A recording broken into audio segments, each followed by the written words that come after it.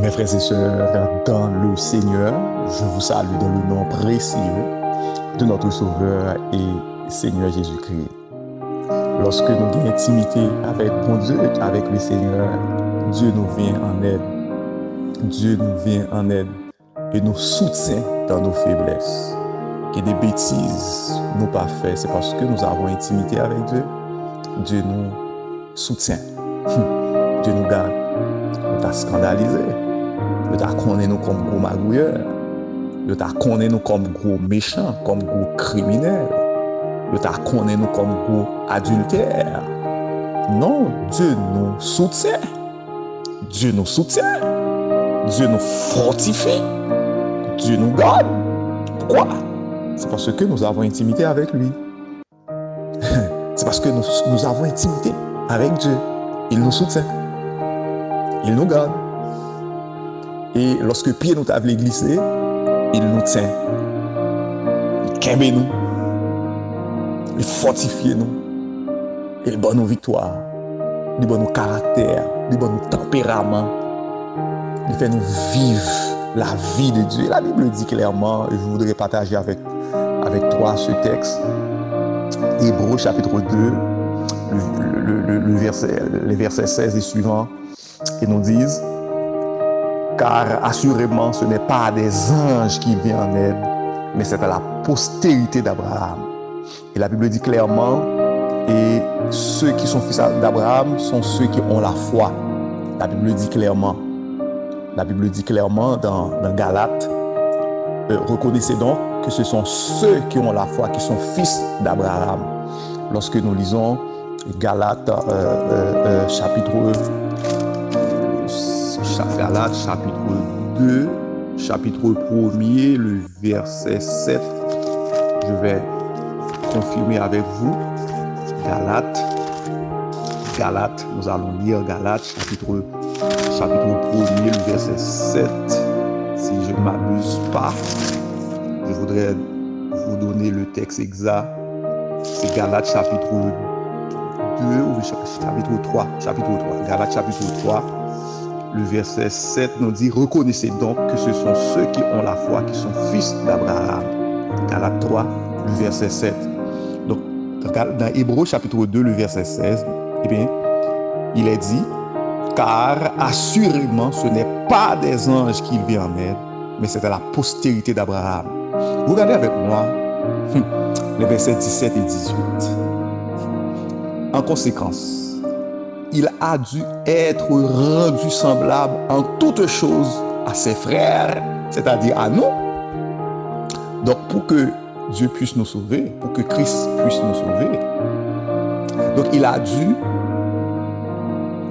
qu'il soit rendu semblable en toutes choses à nous. Dans quel but? Afin qu'il soit un souverain sacrificateur miséricordieux et fidèle dans le service de Dieu, Christ, pour faire l'expiation des péchés du peuple, pour nous pardonner. Il est l'agneau de Dieu qui ôte le péché du monde. Car du fait qu'il a souffert lui-même et qu'il a été tenté, il peut secourir ceux qui sont tentés. Gloire à Dieu. Le fait que Christ a été tenté, il peut secourir ceux qui sont tentés. Voilà pourquoi, mes frères et sœurs, nous sommes dans de bonnes mains. Dieu nous soutient. Dieu vient à notre aide. Il est là pour nous garder dans ses bras. Non seulement pour nous protéger, mais pour nous préserver du mal. Pour nous préserver de souillure monde ça. Ça, c'est lorsque nous prions, mon Dieu. Quelle est grâce que nous jouissons. Quelle est grâce, quel est privilège que nous gagnons. Le Seigneur nous soutient, il nous garde. Il nous garde. Il nous garde. Nous t'avons fait bêtises déjà. Nous t'avons tombé déjà. Nous t'avons bronché déjà. Mais le fait que nous avons une intimité avec le Seigneur, avec Dieu, il nous garde. Il nous préserve. Il nous dirige. Et monde qui a dit n'importe bagaille, mais aux yeux de Dieu, nous sommes serviteurs et servantes de Dieu.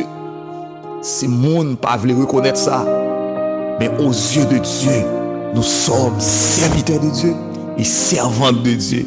Pas un monde qui se bluffe, pas un monde qui a fait faux semblant, mais réellement, effectivement, nous connaissons Dieu et nous sommes servantes et serviteurs de Dieu.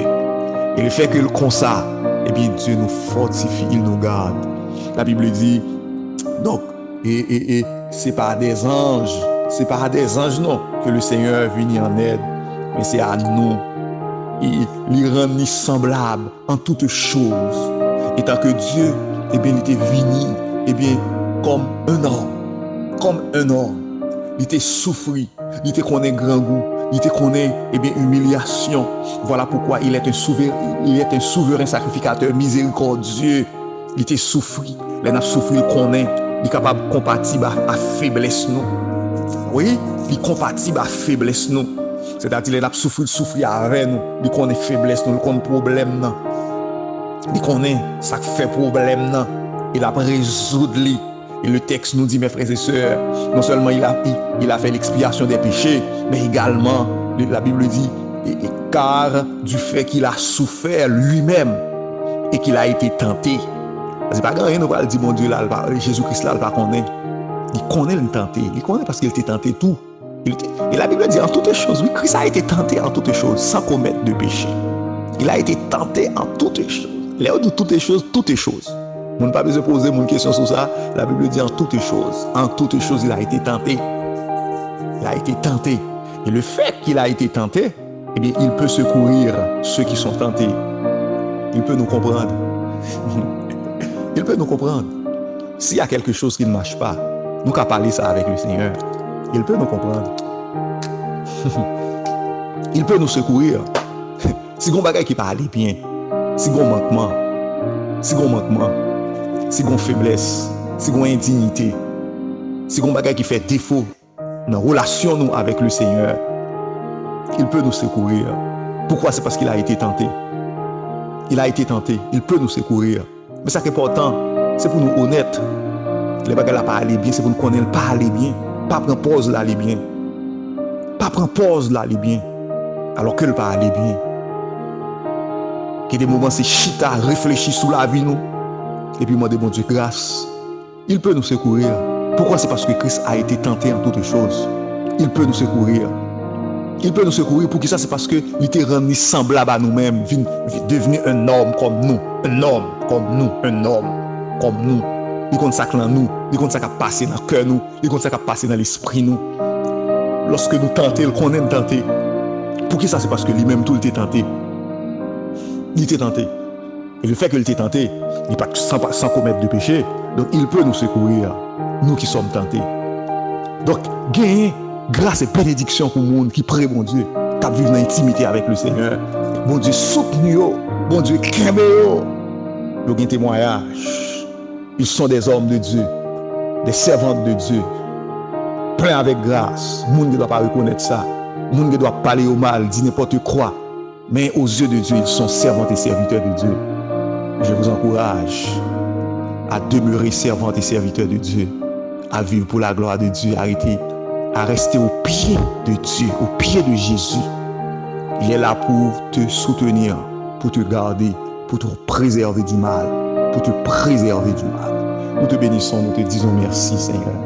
Et nous ne manquerons jamais de te remercier, Seigneur, parce que tu es bon pour nous. Merci pour cette provision, Seigneur, que tu as faite pour nous.